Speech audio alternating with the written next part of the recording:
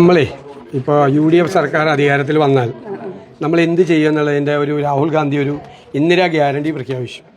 അപ്പോൾ അതിൻ്റെ ഡീറ്റെയിൽസ് തരാൻ വേണ്ടിയിട്ടാണ് വന്നത്. സ്റ്റേറ്റ് വൈഡായിട്ട് ഇങ്ങനെ നമ്മൾ പ്രചരണം നടത്തുക വീടുകൾക്ക്. ആദ്യത്തെ ഗ്യാരണ്ടി എന്ന് വെച്ചാൽ നമ്മൾ വന്നു കഴിഞ്ഞാൽ സ്ത്രീകൾക്ക് KSRTC ബസ്സിൽ സൗജന്യ യാത്ര ഫ്രീ. എവിടെ വേണമെങ്കിലും പോവാം, എവിടെ വേണമെങ്കിലും ടൂറ് പോവാം, തീർത്ഥാടനത്തിന് പോവാം, അമ്പലത്തിൽ പോവാം, എവിടെ വേണമെങ്കിലും പോവാം. KSRTCയിൽ സ്ത്രീകൾക്ക് ഫ്രീ ആയിട്ട് എവിടെ വേണമെങ്കിലും യാത്ര ചെയ്യാം എന്നുള്ളൊരു പദ്ധതി അത് നിലവിൽ വന്നു കഴിഞ്ഞാൽ 2 വർഷം കൊണ്ട് KSRTC പൂട്ടിപ്പോകേണ്ട അവസ്ഥ വരുന്നതാണ് എനിക്ക് പറയാനുള്ളത്. ഇപ്പോൾ കേരളത്തിൽ ഏകദേശം 20-30% സ്ത്രീകൾ KSRTCയിൽ യാത്ര ചെയ്യുന്നുണ്ടെങ്കിൽ ഇത് ഫ്രീ ആണെന്ന് മനസ്സിലാക്കി കഴിഞ്ഞാൽ അത് 50-60% വർദ്ധിക്കും. അപ്പോൾ അവിടെ ബാധിക്കാൻ പോകുന്നത് ആരെയാണ്? പ്രൈവറ്റ് ബസ്സുകാരെയാണ്. പ്രൈവറ്റ് ബസ്സിൽ സ്ത്രീകൾ കയറാതെയാവും. കാരണം ഫ്രീ ആയിട്ട് KSRTCയിൽ യാത്ര ചെയ്യാൻ പറ്റും. ആരെങ്കിലും പ്രൈവറ്റ് ബസ്സിന് വേണ്ടി കാത്തു നിൽക്കുമോ? വളരെ ചുരുക്കമായിരിക്കും.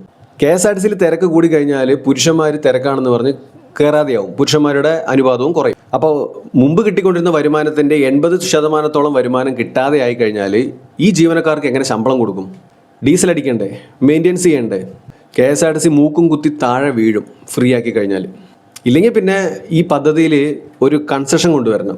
ഇത്ര പ്രായത്തിന് മുകളിലുള്ള സ്ത്രീകൾ, ദാരിദ്ര്യരേഖ താഴെയുള്ളവർ, അങ്ങനെ കുറച്ച് പരിപാടികൾ കൊണ്ടുവന്നാൽ നല്ലൊരു പദ്ധതിയാണെന്ന് വേണമെങ്കിൽ പറയാം. അല്ലാതെ എല്ലാ സ്ത്രീകൾക്കും ഫ്രീ ആക്കേണ്ട ആവശ്യമൊന്നുമില്ല. പിന്നെ കേരളത്തിൽ ഈ KSRTCയിലൊക്കെ യാത്ര ചെയ്യുന്ന സ്ത്രീകൾ എന്ന് പറയുന്നത് അത്രയ്ക്ക് ദാരിദ്ര്യം പിടിച്ചവരാണോ?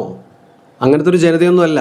ബസ് ചാർജ് കൊടുക്കാനുള്ള സാമ്പത്തിക സ്ഥിതിയുള്ള ആളുകളാണ് ഭൂരിപക്ഷം ആളുകളും.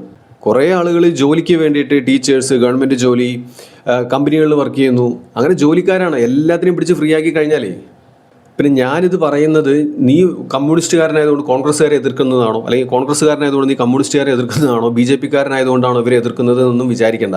ഇതൊരു ജനാധിപത്യ രാജ്യമാണ്, ജനാധിപത്യ നാടാണ്. അപ്പോൾ ഒരു പൗരൻ എന്ന നിലയിൽ എനിക്ക് തോന്നിയ ചില സംശയങ്ങളാണ്, എൻ്റെ നിരീക്ഷണമാണ്. ഞാൻ എൻ്റെ അഭിപ്രായം ഇവിടെ പറയുന്നു. നിങ്ങളുടെ അഭിപ്രായം എന്താണെന്ന് വെച്ചാൽ നിങ്ങൾ കമൻറ്റ് ചെയ്യുക.